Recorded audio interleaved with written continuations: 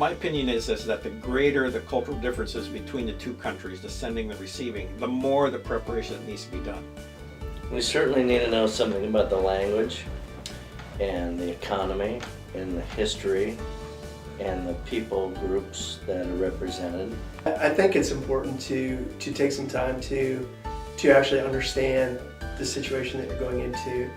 And if I understand your theory or what you guys think is going on, you think that there's not preparation, or that there's not the kind of preparation that there should be in terms of understanding. And I think that's probably accurate.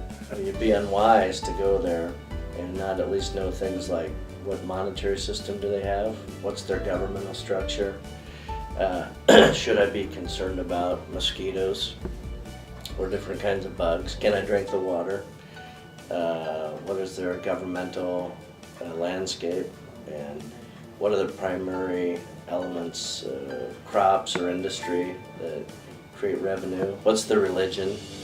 These are all things that are important.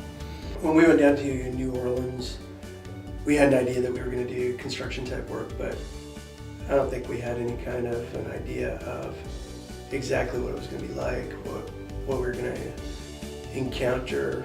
As much as I'm convinced that cultural preparation is absolutely necessary, spiritual preparation is even, well, it really, in fact, they're all entwined together. Cultural preparation is spiritual preparation and vice versa. So to be ready, I think primarily to be ready to discern the movement of God's Spirit in our own lives and in the lives and in the situation of the people where ministry is going to take place. Spiritual preparation, and there's specific ways that can be enhanced and improved, but the spiritual preparation is the most important part.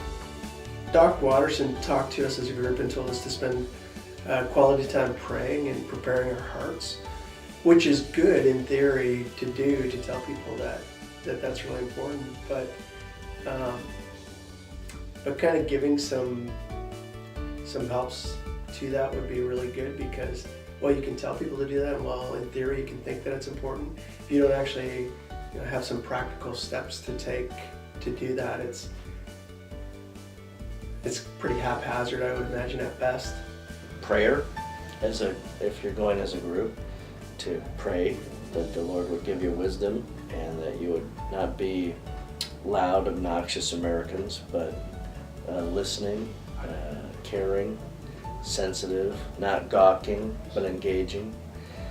These are all things that need to be bathed in prayer before you go abroad. You're going to have issues that you encounter on a trip. It could be issues in terms of interaction with the group. It could be interactions with the people that you're working with or hoping to help. And spending quality time preparing your heart for the trip really makes a big difference, because you go in hopefully with a humble attitude, hopefully with the understanding that I'm here to express God's love, as opposed to, I'm going to take care of all of your problems kind of an attitude.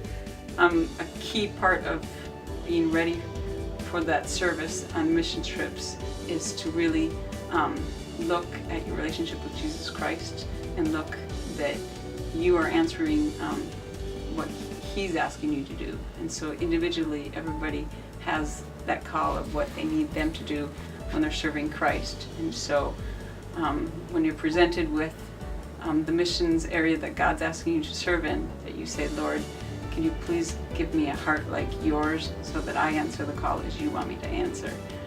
And for that experience to be effective, it needs to be both in the preparation phase as well as in the aftermath phase. It needs to be surrounded with the kinds of resources and experiences that will help students not only be adequately prepared, but then adequately understand the experience, so that they can then process in their own minds and their own lives and become more effective citizens of the kingdom of God because of how this experience has shaped and molded them.